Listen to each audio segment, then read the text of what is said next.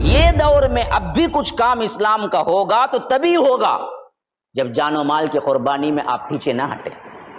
یہ وقت اگر آئے اور کہیں کہ ہم نمازیں پڑھیں گے، ہم تہجد پڑھیں گے، مولوی صاحب ہم کیا ہیں عبادت میں رات دن ایک کر دیں گے، لیکن نہ جان کی کوئی قربانی نہ مال کی کوئی قربانی، یہ فقط مت مانگو ہمارے سے، تو یاد رکھیے اس پر کبھی بھی اللہ نے فتح نہیں دی ہے۔ شریعتیں مختلف ہو سکتی ہیں، لیکن کسی زمانے میں بھی اللہ نے کسی نبی کی امت کو شرک حلال کر دیا اور ہم کو حرام کر دیا، ایسا کبھی نہیں ہوا۔ ہاں شریعتوں میں بعض چیزیں حرام تھی حلال تھی، لیکن آدم سے لے کر جناب محمد الرسول اللہ صلی اللہ علیہ وسلم تک جتنے آئے سب پر توحید ہی تھی، شرک حرام تھا۔ تو وہ اصل جو چیز ہے اس کو پکڑ لو، اس پر ابراہیم تھے کہ جب سے حضرت ابراہیم علیہ السلام نے کعبے کو اثر نو تعمیر کیا، تب سے لے کر آج تک کی تاریخ میں وہ محترم ہی ہے، کبھی وہاں پر کچھ نہیں ہوا۔ حتیٰ کہ مشرکین مکہ کے اندر بہت سا بگاڑ آیا، لیکن تبھی بھی اس کی حرمت وہ پامال نہیں کرتے تھے۔ اپنے جانی دشمن، اپنے باپ کے دشمن کو بھی دیکھ لیتے حرم کے اندر یا کعبے کے پاس تو ہاتھ نہیں اٹھاتے جب تک کہ وہ حرم سے نہ نکل جائے۔ یہ حرمت اللہ تبارک و تعالی نے اس وقت بھی باقی رکھی اور اس وقت بھی باقی ہے۔ ان مکاریوں کے خلاف، ان دھوکہ بازیوں کے خلاف، ان باطل قوتوں کے خلاف تمہیں ایک جماعت بن کے ابھرنا ہے تو ایمان والوں سب سے پہلے اپنے آپ کو تیار کرو، اس حد تک متقی بن جاؤ، تمہارا گھر کی زندگی ہو، تمہارے کمرے کی زندگی ہو، تمہاری نجی زندگی ہو، تمہاری خلوت کی زندگی ہو، تمہاری جلوت کی زندگی ہو، ہر معاملے میں تم مسلمان رہو، کسی وقت بھی ایسا نہ ہو کہ تم حالت ایمان سے باہر نکل جاؤ۔ تم سب کے سب مل کر اللہ کے رسی کو پکڑ لو اور اختلاف نہ کرو۔ حبل اللہ، اللہ کی رسی کیا ہے بھائی؟ اللہ کی رسی وہ حبل اللہ المتین القرآن الکریم، قرآن کریم ہے، یہ اللہ کی رسی ہے یہ۔ ہاں تو اس کو پکڑ لو۔ جو اس کو نہیں پکڑ کے اتفاق اتفاق اتفاق اتحاد کا نعرہ لگاتا ہے وہ کھوکھلا نعرہ ہے، یاد رکھیے۔ MSLI ٹی وی، رہنمائی بدلتی دنیا کے لیے۔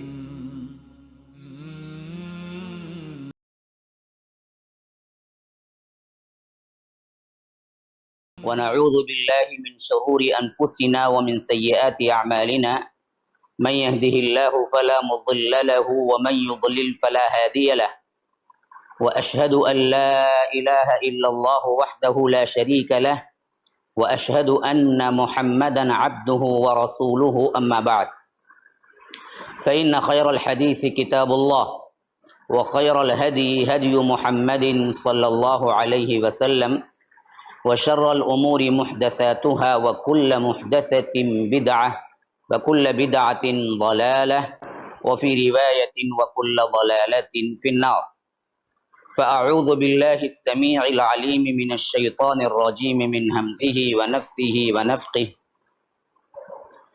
لن تنالوا البر حتى تنفقوا مما تحبون وما تنفقوا من شيء فإن الله به عليم اللهم أرنا الحق حقا وارزقنا اتباعه وأرنا الباطل باطلا وارزقنا اجتنابه اللهم علمنا ما ينفعنا وانفعنا بما علمتنا وارزقنا علما رب اشرح لي صدري ويسر لي أمري واحلل عقدة من لساني يفقه قولي۔ اس اللہ کے نام سے ابتدا جس کے ناموں کی کوئی انتہا ہی نہیں۔ وَلَوْ أَنَّ مَا فِي الْأَرْضِ مِنْ شَجَرَةٍ أَقْلَامٌ وَالْبَحْرُ يَمُدُّهُ مِنْ بَعْدِهِ سَبْعَةُ أَبْحُرٍ مَا نَفِدَتْ كَلِمَاتُ اللَّهِ۔ اس ذات اقدس پر کروڑوں درود و سلام ہوں جو تمام جہانوں کے لیے رحمت للعالمین بن کے آئے تھے۔ اللہم صلی علی محمد وعلی آل محمد کما صلیت علی ابراہیم وعلی آل ابراہیم انک حمید مجید وبارک علی محمد وعلی آل محمد کما بارکت علی ابراہیم وعلی آل ابراہیم انک حمید مجید۔ برادران اسلام، واجب الاحترام بزرگوں، دوستوں، عزیز ساتھیوں، لائق احترام ماؤں اور بہنوں، ہم نے گزشتہ شب مکمل 3 جز ادا کیے۔ اب جو میں نے آیت تلاوت کی ہے یہ چوتھے جز کا پہلا حصہ ہے، پہلی آیت ہے جو آل عمران کی 90 پر 2ویں آیت 92 آیت نمبر ہے۔ یہاں سے جو اہم ترین مضمون ادا ہو رہا ہے وہ مضمون، سب سے اہم ترین چیز، اسلام کے راستے میں جو تکالیف آئیں گی، جانی اور مالی، دونوں قربانیوں کے بغیر نہ اللہ کے رسول صلی اللہ علیہ وسلم کے زمانے میں اسلام مکمل اور اس کو تقویت پہنچ سکتی تھی، نہ کسی بھی دور میں جب بھی کوئی انقلاب کا جو ریولیوشن ہو تو اس وقت بھی مالی اور جانی قربانیاں جب تک نہیں دے گا بندہ تب تک وہ کامیاب نہیں ہو سکتی۔ تو اسی واسطے اللہ کے رسول صلی اللہ علیہ وسلم کے زمانے میں خاص طور پر مدینہ ہجرت کرنے کے بعد سب سے زیادہ زور اسی پر دیا گیا کہ اللہ کی راہ میں خرچ کرو، اللہ کی راہ میں خرچ کرو، اللہ کی راہ میں خرچ کرو۔ اور دوسری بات، جاہدوا فی سبیل اللہ، جاہدوا فی سبیل اللہ، اللہ کی راہ میں جہاد کرو۔ تیسری بات، یہ سب چیزیں تمہیں پیش آئیں گی، یا ایھا الذین آمنوا استعینوا بالصبر والصلاۃ، نماز اور صبر سے مدد لو۔ کیوں؟ وَلَنَبْلُوَنَّكُمْ بِشَيْءٍ مِّنَ الْخَوْفِ وَالْجُوعِ وَنَقْصٍ مِّنَ الْأَمْوَالِ وَالْأَنفُسِ وَالثَّمَرَاتِ، ہم تمہیں آزمائیں گے، تمہارے جانوں سے بھی، بھوک سے بھی ہم تمہیں آزمائیں گے۔ نبلونکم، اس میں نون تشدید ہے، گویا کہ کیا ہے، ہم ضرور بھی ضرور تمہیں آزمائیں گے، یہ مفہوم پیدا ہو رہا ہے۔ خوف سے آزمائیں گے، مال سے آزمائیں گے، بھوک سے آزمائیں گے۔ ان آزمائشوں پر جو کھرے اترو گے، اس وقت بھی اللہ کے رسول صلی اللہ علیہ وسلم کے موجود ہوتے ہوئے بھی، حالانکہ اللہ تعالیٰ معجزاتی طور پر ایک حکم دے دیتا تو ایسے ہی مدینے کی ریاست قائم ہو جاتی۔ اللہ اس پہ قادر نہیں ہے؟ قادر ہے، لیکن اپنے حبیب سب سے زیادہ محبوب اور پورے مخلوقات میں سب سے زیادہ افضل ترین ہیں، ان کو بھی دراصل مشقتیں آئی، ان کے بھی دندان مبارک شہید ہوئے، انہوں نے بھی اپنا سب کچھ کھویا۔ تو گویا کہ یہ دراصل آپ کو قیامت تک کے لیے یہ ہنس دیا جا رہا ہے کہ اسلام میں جب بھی تم اٹھو گے، اس وقت خاص کر جب کہ کیا ہے، اسلام میں اجنبیت ہو جائے گی، اسلام پر عمل کرنے والے نہیں ہوں گے، اسلام کی نشأت ثانیہ ہوگی، اس وقت اس گروہ کو جان مال تن من دھن سب دینا پڑے گا، اس کے بغیر کام نہیں ہوگا۔ معجزاتی طور پر اگر ہونا تھا، کراماتی طور پر ہونا تھا تو کبھی کا ہو جاتا، نبی کے دور میں بھی۔ ہاں، وہ جو قصہ مشہور ہے نا جی کہ اجمیر شریف میں گئے خواجہ معین الدین چشتی، بس خالی ایک کرامت بتائے کہ 2000 کے 2000 10,000 کے 10,000 کافر مسلمان ہو گئے۔ اگر ایسا کرنا ہوتا تو اللہ کے رسول صلی اللہ علیہ وسلم پر معجزات اتار دیتا اور پورا مکہ ایک ہی دن میں مسلمان ہو جاتا۔ یہ طریقہ دعوت نہیں ہے۔ تو یہاں سے بات شروع ہو رہی ہے، اب آپ غور کرتے جائیں، شدید ترین حالات جو پیش آئے تھے اسی پر تبصرہ ہوگا، یا تو کفار و مشرکین کے ساتھ جو معاملات ہوئے وہ پیش ہو رہے ہیں، یا تو مسلمانوں کو تاکید کی جا رہی ہے کہ دیکھو یہ دراصل معجزاتی طور پر رب کا اصول نہیں ہے کہ اسلام کو نافذ کر دے، اگر کرنا ہوتا تو وہ بدی اور شر کو پیدا ہی نہیں کرتا، کوئی بندہ کیا ہے بگڑتا ہی نہیں، خود بخود ہی شیطان نہ ہوتا تو پھر کیا ہے آپ لوگ پورے فرشتے بن جاتے۔ رب کا اصول یہ نہیں ہے، رب چاہتا ہے کہ یہ ہو، شر بھی ہو خیر بھی ہو، پھر اس میں اللہ والے بندے پیدا ہوں، شر کے خلاف لڑیں، پھر جا کر کیا ہے اللہ ان کو کامیابی دے اور خیر نافذ ہو جائے۔ یہ اصول 1400 سال پہلے اللہ کے رسول صلی اللہ علیہ وسلم کی زندگی مبارکہ میں بھی یہی تھا۔ قیامت تک اٹھنے والے جتنے ریولیوشن کی جماعتیں ہیں، جتنے بھی ہیں، جب بھی اٹھیں گے اعلاء کلمت اللہ کے لیے، جب بھی اٹھیں گے کام کرنے کے لیے، ان میں یہ پیش آئے گا، اور اس بندے کو جو بھی اٹھا اس کے ساتھ جب تک ایسے پختہ ساتھی نہیں ملیں گے کچھ بھی نہیں کر سکتا، وہ کوئی علامۃ الدہر کیوں نہ ہو۔ یاد رکھیے، یہ بات اس واسطے کہہ رہا ہوں کہ ہم بھی ایک جماعتی شکل میں ورک کر رہے ہیں، سمجھ لیں، ہر ساتھی کو سمجھنا چاہیے یہ دور میں اب بھی کچھ کام اسلام کا ہوگا تو تبھی ہوگا جب جان و مال کی قربانی میں آپ پیچھے نہ ہٹیں۔ یہ وقت اگر آئے اور کہیں کہ ہم نمازیں پڑھیں گے، ہم تہجد پڑھیں گے، مولوی صاحب ہم کیا ہیں عبادت میں رات دن ایک کر دیں گے، لیکن نہ جان کی کوئی قربانی نہ مال کی کوئی قربانی، یہ فقط مت مانگو ہمارے سے، تو یاد رکھیے اس پر کبھی بھی اللہ نے فتح نہیں دی ہے۔ یہی بات یہاں سے شروع ہو رہا ہے، لن تنالوا البر حتی تنفقوا۔ دیکھو اچھی طرح سمجھ لو، نیکی کو تم پہنچ نہیں سکتے، نیکی پا ہی نہیں سکتے۔ لن تنالوا البر، اور لن کیا ہے؟ مستقبل میں انکار کا صیغہ ہے، کبھی بھی تم نیکی حاصل نہیں کر سکتے حتی تنفقوا مما تحبون، یہاں تک کہ جو تم کو سب سے پسندیدہ چیز ہے وہ اللہ کی راہ میں دے دو۔ پہلے ہوا انفاق، اللہ کی راہ میں دو، اس سے پہلے ہوا ربا سے بچو، سود مت لو، اس سے بھی پہلے ہوا کم از کم والدین اور رشتہ داروں پہ خرچ کرو، ماذا ينفقون، پھر پوچھا گیا کیا خرچ کریں، قل العفو، دیکھو ضرورت سے زیادہ جو ہے نا وہ دے دو، کم از کم جو ضرورت کی چیز ہے وہ رکھ لو۔ لیکن اب یہ دراصل کیا ہے، اس مضمون کا یعنی انفاق کے مضمون کا چوٹی کا خلاصہ یہاں پر گویا کہ شدمت کے ساتھ رب نے کیا کر دیا، تم نیک نہیں بن سکتے، متقی پرہیزگار بن ہی نہیں سکتے جب تک کہ محبوب ترین چیز نکال کے دے دو۔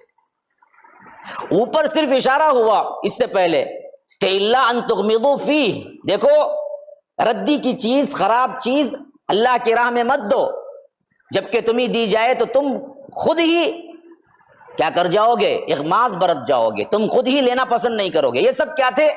اخلاقی اعتبار سے دراصل کیا ہے، آپ کو بنایا جا رہا تھا کہ دو دو، لیکن یہاں کھل کے بات آ گئی، کون مسلمان ہے، کون متقی ہے، کون نیکی والا ہے، کون نیکوکار ہے، فرمایا کہ جو پسند ہے نکالو رب کی راہ میں، بس اس وقت تک تم نیکوکار بن ہی نہیں سکتے۔ یہ گویا کہ انفاق کی چوٹی کی آیت ہے جس میں صحابہ پورے اترے۔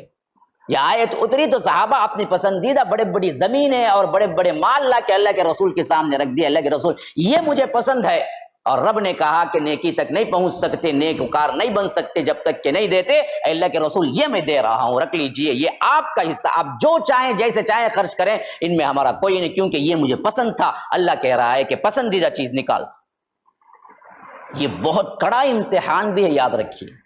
یہاں تو آپ کیا ہے، اللہ اللہ خیر صلی اللہ میں کہوں، آپ سنے چلے جائیں، اب آپ کو زبردستی پکڑ کے تو نہیں مانگ سکتا کہ جو بھی اچھی چیز ہے تمہیں پسند ہے لاؤ میرے پاس دو، لیکن وہاں معاملہ ویسے نہیں تھا جی، وہاں صحابہ عمل کرنے والے تھے، اللہ کے رسول حاکم بھی تھے، نبوت کے ساتھ رسالت کے ساتھ رسول بھی تھے، ان کا کہا نہ مانے تو کافر ہو جاتا بندہ، اور رب حکم اتار رہا ہے کہ تمہیں جو پسند ہے لا کے دو، تو اللہ اللہ خیر صلی اللہ سن کے نہیں جا سکتا تھا، متقی پرہیزگار لا کے رکھ دینا تھا اپنی جمع پونجی، اللہ کے رسول یہ ہے میری پسندیدہ چیز، یہ مال ہے، یہ گھر ہے، یہ باغ ہے، یہ اللہ کے رسول آپ لے لیجئے، اور اس پر عمل ہوا، قیامت تک ایسا کوئی عمل کرنے والا کوئی گروہ آئے گا نہ آ سکتا ہے۔ یہ ہے وہ چیز جو ہم کو دکھاتی ہے کہ صرف 23 سال کے عرصے میں، 20 پر 3 سال کے عرصے میں مکمل اسلام نافذ ہو گیا، تو پیچھے صحابہ کی قربانیاں ہیں، ایسی بات نہیں ہے۔ وما تنفقوا من شيء فإن الله به علیم، کہ دیکھو تم جو کچھ بھی خرچ کرتے ہو اللہ کی راہ میں،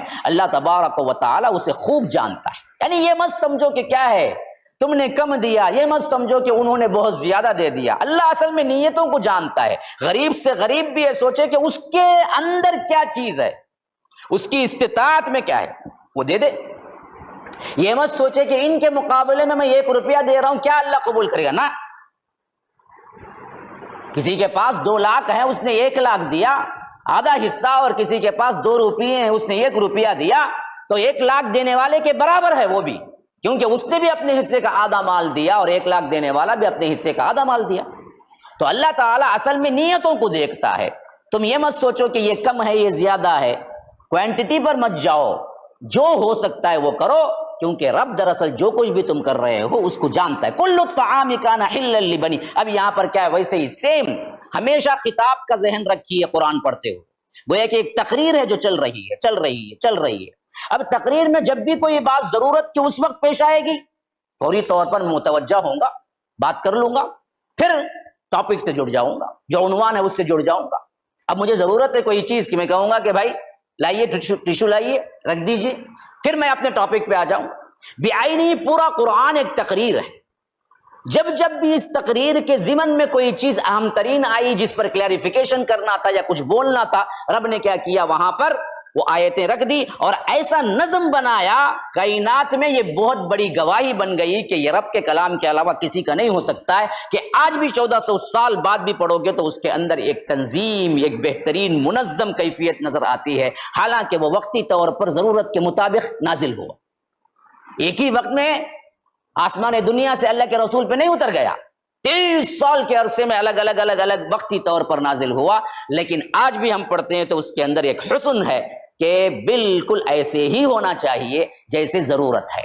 نظم کے اعتبار سے رب کا کلام اس بات کا سب سے بڑا شاہد ہے کہ اس کے اندر ضرورت کے مطابق وقتی لحاظ سے ادا ہونے کے باوجود بھی آج بھی تم پڑھو گے تو اس کے اندر ایک ربط، ایک نظم، ایک ترتیب نظر آتی ہے۔ اب آیا کہ کل الطعام کان حلا لبنی اسرائیل الا ما حرم اسرائیل، دیکھو جتنے کھانے کی چیزیں تھی بنی اسرائیل کے لیے وہ سب کچھ حلال تھی، سوائے اس کے کہ اسرائیل نے اپنے آپ پر جو حرام کر لیا، الا ما حرم اسرائیل۔ اب کیا ہو گیا تھا، یہ تو چھوڑتے رہتے تھے تاکہ مسلمانوں کو اور صحابہ کو کیا کریں، اس دین سے کمزوری پیدا کریں یا تو برگشتہ کریں۔ تو انہوں نے ایک سوال پھر اٹھایا، یہ عجیب شریعت ہے، آپ کہتے ہیں کہ تورات کی تصدیق کرتی ہوئے، یہ تورات کی تصدیق کرتی ہے مصدقا لما معکم مصدقا، لیکن اس میں تو کئی چیزیں ایسی ہیں جو ہماری شریعت میں حرام ہے، آپ کے لیے حلال ہے۔ جب ایک ہی اللہ نے اتارا ہے تو اس وقت کوئی دوسرا اللہ تھا کیا کہ ہماری شریعت میں تو حرام ہے، ان کی شریعت میں حلال ہو گیا؟ تو یہ نبی جھوٹ کہتا ہے۔ اللہ نے فوری جواب دیا، دیکھو جتنی چیزیں تمہارے لیے حلال تھی نا وہ سب چیزیں ان کے لیے بھی حلال ہیں، یا جتنی چیزیں امت محمدیہ کے حلال تھی نا وہ سب چیزیں تمہارے واسطے بھی حلال تھی،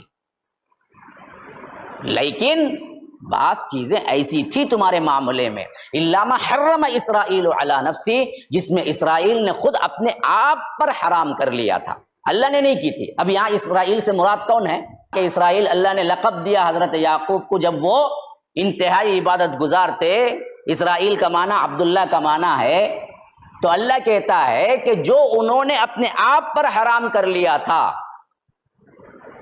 اللہ نے نہیں کیا تھا، انہوں نے ضرورت کے تحت اپنے آپ پہ حرام کر لیا تھا۔ کون؟ حضرت یعقوب علیہ السلام۔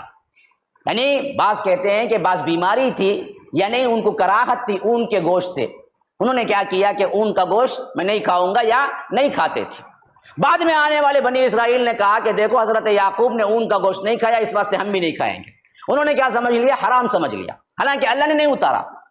جب اون کا گوشت یہ نبی کھاتے تھے اور امت محمدیہ کھاتی تھی تو بنی اسرائیل نے سوال اٹھایا، یہ کیسا نبی ہے کہ ہمارے ہاں تو اون کا گوشت حرام ہے لیکن آپ کھاتے ہیں؟ تو اللہ نے کہا کہ دیکھو یہ حضرت یعقوب اپنے آپ پر انڈیویجول حرام کر لیا تھا، الا ما حرم اسرائیل، اللہ نے نہیں کیا۔ وہ کب کیا؟ وہ بھی من قبل ان تنزل التوراۃ، جبکہ تورات نازل ہی نہیں ہوئی تھی، وہ اس وقت کا واقعہ ہے۔ کیوں؟ تورات حضرت موسیٰ پہ نازل ہوئی تھی، موسیٰ پہلے یعقوب پہلے علیہم السلام، ہاں موسیٰ پہلے، ماشاءاللہ ماشاءاللہ، یعقوب پہلے۔ یعقوب اور حضرت موسیٰ علیہ السلام کے درمیان تقریباً 500-600 سال کا فاصلہ ہے، تو ابھی تورات ہی نازل نہیں ہوئی تھی۔ انہوں نے دراصل اپنی طبیعت کی وجہ سے ان کے لیے صحیح نہیں تھا یا وہ کراہت کرتے تھے تو انہوں نے ان کا گوشت نہیں کھایا، لیکن وہ آخری نبی نہیں تھے نا جی، اس واسطے اللہ نے بھی تنبیہ نہیں کی۔ بعد میں آنے والی امت نے کیا سمجھ لیا؟ اون کا گوشت حرام ہی ہے، اس واسطے بنی اسرائیل نہیں کھاتے تھے۔ اللہ نے کہا کہ تورات میں تو کہیں لکھا ہوا نہیں ہے کہ اون کا گوشت مت کھاؤ، اگر ہے قل فاتوا بالتورات، لاؤ تورات کو آج بھی پڑھ کے سناؤ ان کنتم صادقین، اگر تم سچے ہو کہ کیا ہے اون کا گوشت حرام ہے، تورات میں کہیں لکھا ہوا؟ ہاں یعقوب علیہ السلام نے اپنے آپ پہ حرام کر لیا تھا، جیسے بعین ہی جیسے ہمارے نبی کے ساتھ ہوا، محمد رسول اللہ صلی اللہ علیہ وسلم کے ساتھ، کہ ایک مرتبہ بیویوں کے پاس گئے تو معلوم ہوا کہ کچھ بدبو ہے، بیویوں نے کہا کہ آپ کے پاس کیا ہے؟ مغافیر کی بو آتی ہے۔ اللہ کے رسول بدبو سے بڑے ہی نفرت کرتے تھے، جیسے ہی یہ الفاظ سنے اللہ کے رسول نے کہا کہ میں تو شہد پیا تھا، تو شہد سے شاید تمہیں بدبو آ رہی ہے، قسم کھا لی کہ میں شہد نہیں کھاؤں گا، لیکن یہ آخری نبی تھا، اگر اسی کو اللہ چھوڑ دیتا نا جی، ہم بھی کیا کرتے؟ سمجھتے کہ شہد ہمارے لیے حرام ہے، ہم بھی نہیں کھاتے، تو اللہ نے فوری طور پر وحی اتار دی کہ یا ایھا النبی لم تحرم ما احل اللہ لک، اللہ نے جس چیز کو حلال کیا اے نبی آپ نے کیسے حرام کر لیا؟ تو اللہ کے رسول نے قسم کو توڑا اور شہد کھایا پھر، کیونکہ یہ آخری نبی تھے، اسوہ بن جاتا۔ حضرت یعقوب آخری نبی نہیں تھے، اس واسطے ان کا انڈیویجول معاملہ تھا، تو اللہ تبارک و تعالیٰ نے اسے کیا نہیں کیا، اتارا نہیں. تو بعد میں آنے والے بنی اسرائیل نے سمجھ لیا کہ یہ دراصل کیا ہے، اون کا گوشت ہم پر حرام ہے. اور جب اللہ کے رسول صلی اللہ علیہ وسلم اس کو کھانے لگے تو یہ لوگوں نے کہا کہ یہ تو شریعت کی مخالفت کرتے ہیں اور بولتے بھی ہیں کہ اللہ ہی کی طرف سے آیا ہے. تو اللہ نے جواب دیا کہ دیکھو قل فأتوا بالتوراۃ فاتلوها ان کنتم صادقین، کہ اگر تم سچے ہو کہ تورات لے کے آؤ، پڑھو، اس کی تلاوت کرو، بتاؤ اون کا گوشت کہاں حرام ہے. فمن افترى علی اللہ الکذب من بعد ذلک، لیکن اس کے بعد بھی تم کیا ہے، افطرا باندھتے ہو، اللہ تبارک و تعالی پر جھوٹ باندھتے ہو، یہ واضح ہو جانے کے بعد بھی، فاولئک هم الظالمون، ایسے ہی لوگ ظالم ہیں. قل صدق اللہ، آپ کہہ دیجئے کہ اللہ جو کہتا ہے وہی سچ ہے. فاتبعوا ملت ابراہیم حنیفا، تم سب مل کے اتباع کرو ابراہیم کے ملت کی، جو کہ بالکل یکسو ہو کر رب کی طرف پلٹنے والے تھے. حنیف، سب سے منہ موڑ کر اللہ کی طرف ہو جانا، اسے کہتے ہیں حنیف. اور ملت ابراہیم خاص طور پر ان کا جو اصل مقصد توحید تھا، اس کی طرف اشارہ ہے کہ تم سب مل کے اسی توحید کو پکڑ لو. شریعتیں مختلف ہو سکتی ہیں، لیکن کسی زمانے میں بھی اللہ نے کسی نبی کی امت کو شرک حلال کر دیا اور ہم کو حرام کر دیا، ایسا کبھی نہیں ہوا. ہاں، شریعتوں میں بعض چیزیں حرام تھی، حلال تھی، لیکن آدم سے لے کر جناب محمد الرسول اللہ صلی اللہ علیہ وسلم تک جتنے آئے سب پر توحید ہی تھی، شرک حرام تھا. تو وہ اصل جو چیز ہے اس کو پکڑ لو، اس پر ابراہیم تھے. فاتبعوا، اب یہاں پر دیکھیں وہاں آیا فاتبع، ڈائریکٹ حکم اللہ کے رسول کو تھا. یہاں پر پورے امت محمدیہ کو جمع کا صیغہ ہے. فاتبعوا، تم سب مل کر ملت ابراہیم کو پکڑ لو، کیونکہ وہ کیا ہے، یکسو تھے توحید کے اندر. وما کان من المشرکین، اور وہ مشرکوں میں سے تو ہرگز نہیں تھے. ان اول بیت وضع للناس للذی ببکۃ مبارکہ وہدی للعالمین، کہ دیکھو سب سے پہلا گھر جو بنایا گیا تھا لوگوں کے لیے ہدایت کے طور پر اور بڑا ہی مبارک گھر، وہ گھر ہے بکہ کے اندر. بکہ مکہ دونوں تلفظ کا دراصل کیا ہے، الف، بڑا ہی بابرکت، اور تمام لوگوں کے لیے، تمام عالموں کے لیے ہدایت ہے وہاں پر. اور وہ ہدایت کا مغز ہے، وہ ہدایت کا منبع ہے. فیہ آیات بینات مقام ابراہیم، کیونکہ اس کے اندر روشن نشانیاں ہے اور مقام ابراہیم ہے. یہی مقام ابراہیم ہے جس کے بارے میں حضرت عمر نے کہا تھا کہ یہ نماز کے لیے ہم کو جائے نماز بنا لیا جائے. تو مقام ابراہیم توحید کا بہت بڑا ایک کیا ہے، مرکز اور نشانی ہے. کعبۃ اللہ مرکز نشانی ہے توحید کی. یہاں دیکھو صفا مروہ نشانیاں ہیں، یہ دیکھو توحید کو پاؤ. تو ومن دخلہ کان آمنا، جو کوئی اس میں داخل ہو گیا وہ امن والا ہو گیا، کیونکہ وہاں پر کیا ہے جی، کسی کیڑے مکوڑے کو بھی مارنا نہیں. اور یہ اسلام کے بعد ہی نہیں، اللہ کے فضل سے ہم دیکھتے ہیں کہ جب سے حضرت ابراہیم علیہ السلام نے کعبے کو اثر نو تعمیر کیا، تب سے لے کر آج تک کی تاریخ میں وہ محترم ہی ہے، کبھی وہاں پر کچھ نہیں ہوا. حتیٰ کہ مشرکین مکہ کے اندر بہت سا بگاڑ آیا، لیکن تبھی بھی اس کی حرمت وہ پامال نہیں کرتے تھے. اپنے جانی دشمن، اپنے باپ کے دشمن کو بھی دیکھ لیتے حرم کے اندر یا کعبے کے پاس تو ہاتھ نہیں اٹھاتے جب تک کہ وہ حرم سے نہ نکل جائے. یہ حرمت اللہ تبارک و تعالی نے اس وقت بھی باقی رکھی اور اس وقت بھی باقی ہے، قیامت تک اس کی حرمت باقی رہے گی. اللہ یہ کہ وہی توڑے گا جو ظالم ہے، اور قیامت کی نشانیوں میں ہے کہ یہ حرمت توڑی جائے گی. وہ بالکل قرب قیامت کا زمانہ ہے. تو فرمایا کہ وَلِلَّهِ عَلَى النَّاسِ حِجُّ الْبَيْتِ مَنِ اسْتَطَاعَ إِلَيْهِ سَبِيلًا، اور لوگوں پر اللہ تبارک و تعالی کے لیے حج کرنا فرض کر دیا گیا ہے جس کے اندر بھی استطاعت ہے. جو حج کی استطاعت رکھتا ہے اس کے لیے ضروری ہے کہ وہ اللہ کے گھر کا حج کرے. ومن کفر، جو کوئی نہیں کرے گا وہ گویا کہ کافر ہو جائے گا. اس واسطے ہی کیا ہے، بالمقابل کفر کا لفظ آیا.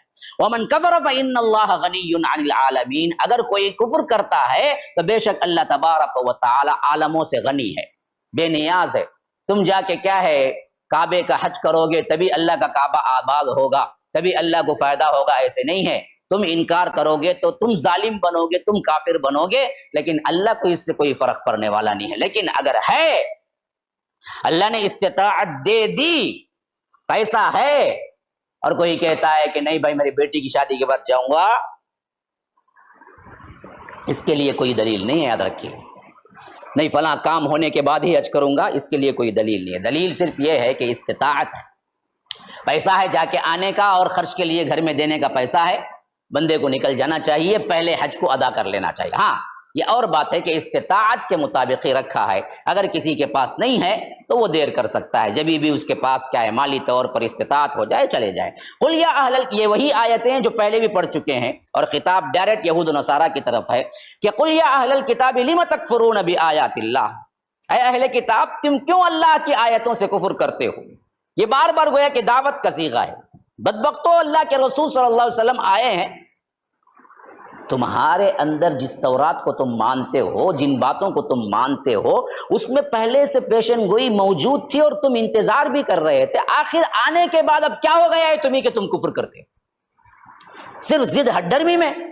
تو یاد رکھو اس کی سزا بھی بہت بھیانک ہوگی۔ اسی لیے بار بار کہا جا رہا ہے کہ تم کیوں اللہ کی آیتوں سے کفر کرتے ہو، واللہ شہید علی ما تعملون، کہ یہاں تک کہ اللہ تبارک و تعالی جو کچھ بھی تم کر رہے ہو اللہ تبارک و تعالی اس پر گواہ ہے۔ قل یا اہل الکتاب لم تصدون عن سبیل اللہ، اے اہل کتاب تم کیوں اللہ کی راہ میں روڑے اٹکاتے ہو، تم کیوں اللہ کی راہ میں آڑے بن کر کھڑے ہو گئے ہو، کیوں روکتے ہو، تم کیوں روکتے ہو؟ اچھا کیسے روکتے ہیں جی؟ میں ابھی بتاتا ہوں، دیکھیے کہ ان سبیل اللہ من آمن تبغونها عوجا وانتم شہداء، اللہ کی راستے تو کیوں روکتے ہو؟ جو ایمان لاتا ہے اس کے لیے گمراہی اور کجی چاہتے ہوئے کیوں تم کیا ہے صحابہ کے اندر شک و شبہ ڈالتے ہو؟ کیسے جی، کیسے روکتے؟ یہ ان کے روکنے کا خاص طریقہ اللہ خود بیان کر رہا تھا کہ انہوں نے پلاننگ کی تاکہ صحابہ کے اندر کیا ہے شک پیدا کریں۔ ان کے بڑوں نے کہا کہ دیکھو تم صبح سویرے تو اسلام لاؤ، شام میں پھر جاؤ، اسی لیے اللہ تبارک و من آمن تبغونها عوجا وانتم شہداء، روکنا ایسے ہے کہ جو ایمان لاتا ہے اس کے لیے گمراہی اور کجی چاہتے ہوئے، حالانکہ تم خود کیا ہو اس ہدایت پر گواہ ہو، تم کو معلوم ہے یہ سچا رسول ہے اور اس کی نشانیاں ہمارے پاس تورات میں موجود ہیں۔ وما اللہ بغافل عما تعملون، کہ دیکھو جو کچھ بھی تم کر رہے ہو اللہ تبارک و تعالی اس سے غافل نہیں ہے۔ یا ایھا الذین آمنوا ان تطیعوا فریقا من الذین اوتوا الکتاب یردوکم بعد ایمانکم کافرین، اے لوگو جو ایمان لائے ہو، ان تطیعوا فریقا من الذین اوتوا الکتاب، اگر تم کیا کرو گے پیروی کرو گے، یہ ایک فریق چاہتا ہے اہل کتاب میں سے کہ تم پیروی کرو اور ان کی باتیں مانو، یہاں تک کہ کیا ہے وہ تم کو پورے کے پورے واپس پلٹا کے کفر میں لے جائے۔ اگر تم ان کی باتیں ماننا شروع کر دو گے، یہ گویا کہ صاف طور پر یہ اطلاع ہے کہ دیکھو وہ لوگ کچھ بھی سازشیں کر لیں تم کو دراصل ان کی طرف مائل نہیں ہونا ہے، ہاں، ورنہ تو ان کا ایک فریق ہی، ایک گروپ ہی خالی اسی کام پر ہے کہ کسی نہ کسی طرح کیا ہے یردوکم بعد ایمانکم کافرین، ایمان لانے کے بعد تمہیں پلٹا کے کافر بنا دے۔ یہ بات ہم بقرہ میں بھی پڑھ چکے ہیں، لوگ یردونکم من بعد ایمانکم کفارا، ان کی سب سے شدید ترین خواہش یہی ہے کہ تمہیں ایمان لانے کے بعد پلٹا کے کفر میں لے جا کے چھوڑے۔ جب اللہ تبارک و تعالی نے اتنی صراحت کے ساتھ بتایا ہے کہ ان لوگوں کی پلاننگ سازشیں صرف اور صرف اس پر ہیں کہ کسی بھی طرح مسلمانوں کو پھر عیسائی بنا کے چھوڑیں یا کو کافر بنا کے چھوڑیں، تو پھر کہاں سے دوستی نکل کے آتی ہے؟ کیوں تم جگری دوست بناتے ہو؟ کیوں تم دراصل کیا ہے ان کے معاشرے کی، ان کی سوسائٹی کی پیروی کرتے ہو؟ یاد رکھو یہ بربادی کے علاوہ کچھ نہیں دے سکتے۔ بعض لوگ کیا کرتے، عمومی طور پر شریعت کے ایک مسئلے سے بڑا فائدہ اٹھاتا نوجوان طبقہ، وہ کیا ہے اہل کتاب کی لڑکی سے تو شادی جائز نہ مولوی صاحب، اس واسطے انہیں پورے مسلمان بچے دکھے نہیں، اسے پورے بچوں کو چھوڑ کو جاؤ کیا کرا اپنی بیوی انتخاب کرا عیسائی کو، اور بولتا کیا نہ ہنجاب، اس کی تو اجازت ہے نا، لیکن یہ نہیں سوچتا کہ شادی کر کو لائیں گا تو اس کی پوری تہذیب تمدن بدل کے پوری اولاد کافر ہو جائے گی اس کی۔ وہ ایک آپشن ہے، اس کے بارے میں ہم پڑھیں گے جب وہ آئے گا انشاءاللہ، آگے آئے گا۔ لیکن آج ہم کو یہ بات سمجھ کیوں نہیں آتی یہ نہیں معلوم، حالانکہ اتنا واضح طور پر رب نے کہا کہ یہ تمہیں کافر بنا کے چھوڑیں گے، اسی واسطے تن من دھن لگائے ہوئے ہیں، لیکن ہمارے مسلم ممالک بھی رہندے یا مسلمان بھی رہندے یا یورپین کنٹریز میں یا غیر مسلم ممالک میں جو مسلمان رہے ہیں وہ بھی رہندے، وہ اس بات کو اتنا واضح بولنے کے بعد بھی نہیں سوچتے، ان کی سوسائٹیوں سے ان کے ساتھ ان کے ملن، ان کے رشتہ داریاں ایسے قائم ہو جاتے ہیں۔ جو لوگ 20 سال 25 سال سے امریکہ میں رہ رہے ہیں وہ لوگ تو اسلام کو بھول ہی چکے ہیں، ان کو پتہ بھی نہیں کہ اسلام کیا ہے، وہ پورے رنگ میں رنگ چکے ہیں عیسائیت کے اندر۔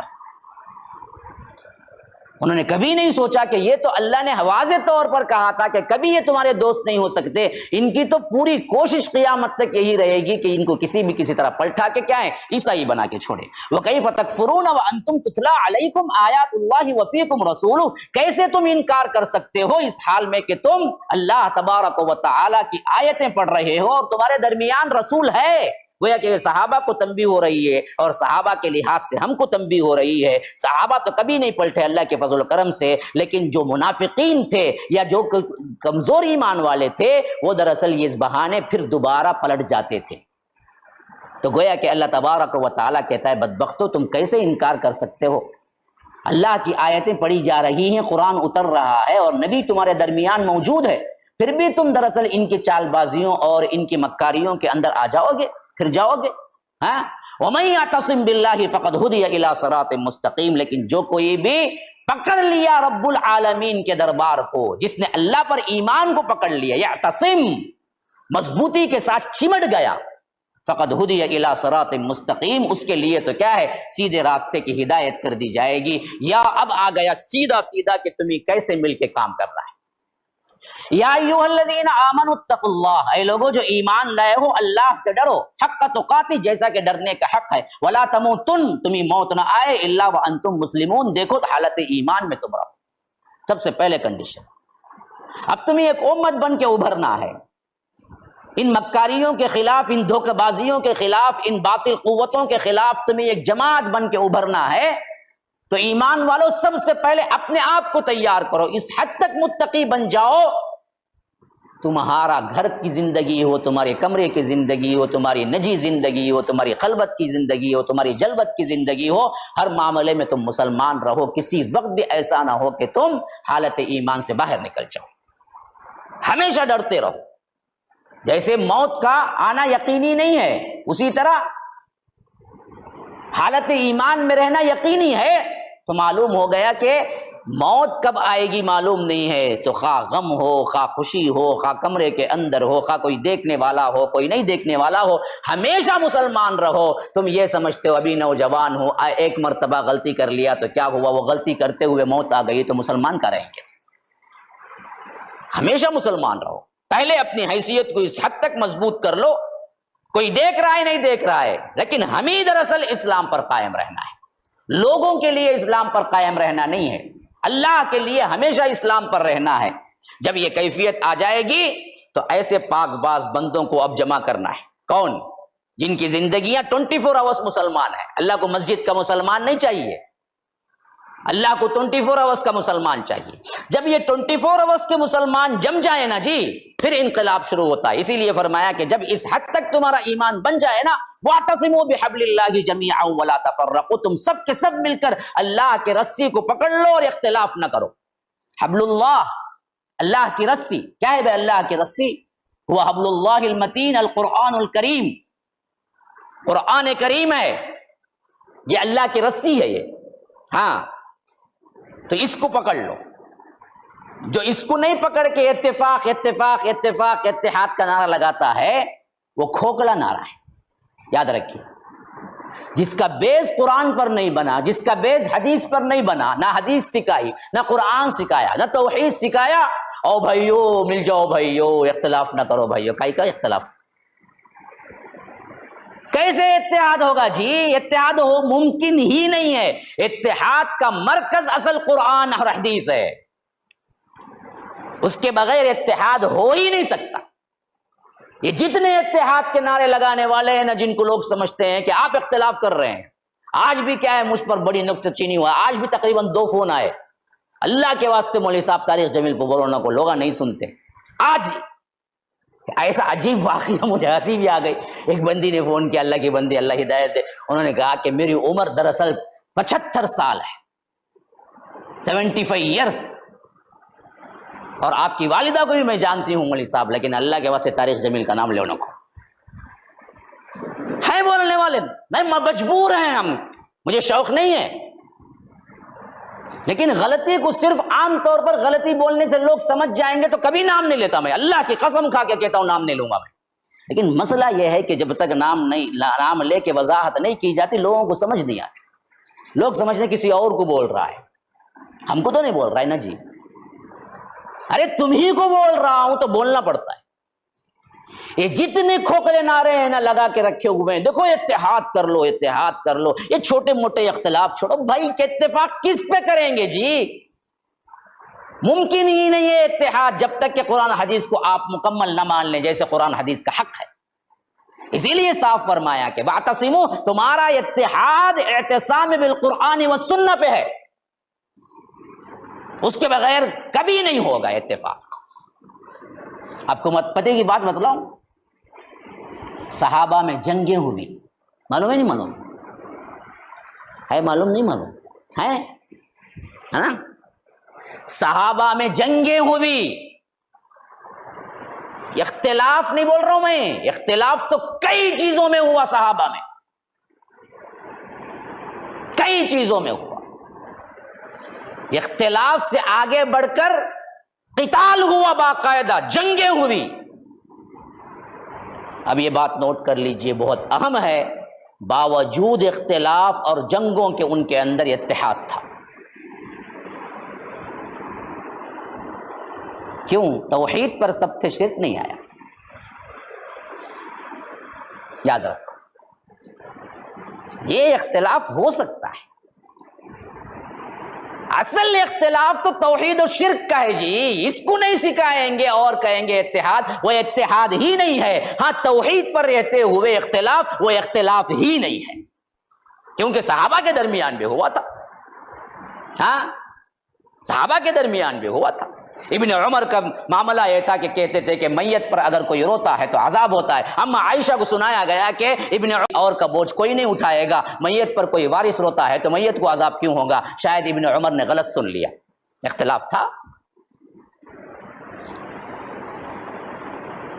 کئی باتوں میں اختلاف تھا صحابہ کا، لیکن پھر بھی اتحاد پر قائم تھے، کوئی صحابی مشرک نہیں ہوا اللہ کے فضل و کرم سے۔ باوجود جنگ جمل، جنگ صفین کے تمام صحابہ جنتی ہیں، کیوں جی؟ اتحاد تھا۔ جنگ جمل میں ادھر بھی مرنے والے ادھر بھی مرنے والے دونوں، حضرت عائشہ کی طرف سے لڑنے والے حضرت علی کی طرف سے لڑنے والے دونوں جنتی ہیں، اور جنگ صفین میں حضرت معاویہ کی طرف سے لڑنے والے حضرت علی کی طرف سے لڑنے والے دونوں جنتی ہیں، ہمارا عقیدہ ہے۔ اس واسطے کے اختلاف نہیں تھا، کس کا؟ شرک اور توحید کا۔ تو یہ جو اختلافات ہیں، یہ اختلاف ہیں ہی نہیں اصل میں، جس کو لے کے ہم رو رہے ہیں، لیکن جس اختلاف کو آپ کہہ رہے ہیں کہ متحد ہو جاؤ، متحد ہو جاؤ، متحد کبھی نہیں ہو سکتے جب تک کہ تم اس قرآن و سنت کو کسوٹی نہ بنا لو۔ واعتصموا بحبل اللہ جمیعا ولا تفرقوا، دیکھو اختلاف نہ کرو، تفریقے میں نہ پڑو، قائم میں توحید میں، توحید نہ چھوڑو۔ واذکروا نعمت اللہ علیکم، یاد کرو اللہ کی اس نعمت کو جو تم پر اللہ تبارک و تعالی نے کی۔ اذ کنتم اعداء، تم ایک دوسرے کے دشمن تھے، خون کے پیاسے تھے، فالف بین قلوبکم، اللہ نے تمہارے قلوب کے اندر، دلوں کے اندر الفت ڈال دی، فاصبحتم بنعمتہ اخوانا، کہ تم سارے کے سارے بھائی بھائی ہو گئے، بنعمتہ، اس نعمت کے عوض۔ کون سی نعمت؟ توحید کی نعمت۔ اس نعمت کے عوض اوس خزرج جو برسوں لڑتے رہے، دو قبیلے مدینے کے، اللہ کے رسول صلی اللہ علیہ وسلم آنے کے بعد دونوں ایک دوسرے پہ جان چھڑکنے لگے، جو ہمیشہ تلوار نکالے ایک دوسرے پہ مارنے کے لیے تلے ہوئے ہوتے تھے، وہی صحابہ سعد ابن الربیع عبد الرحمن کا ہاتھ پکڑ کے خالی ایک بات میں تو میرا بھائی ہے، اللہ کے رسول نے کہا، لے جا کے رکھ دیا کہ دیکھو یہ پورا سامان رکھ دیتا ہوں، آدھا آدھا لے لو، اور میری دو بیویاں ہیں، ایک کو دیکھ کے پسند کر لو، جس کو تم پسند کرتے ہو میں طلاق دے دیتا ہوں۔ ہوا کس سے جی؟ توحید سے ہوا۔ وَكُنْتُمْ عَلَى شَفَا حُفْرَةٍ مِّنَ النَّارِ، دیکھو تم اس وقت کہاں تھے؟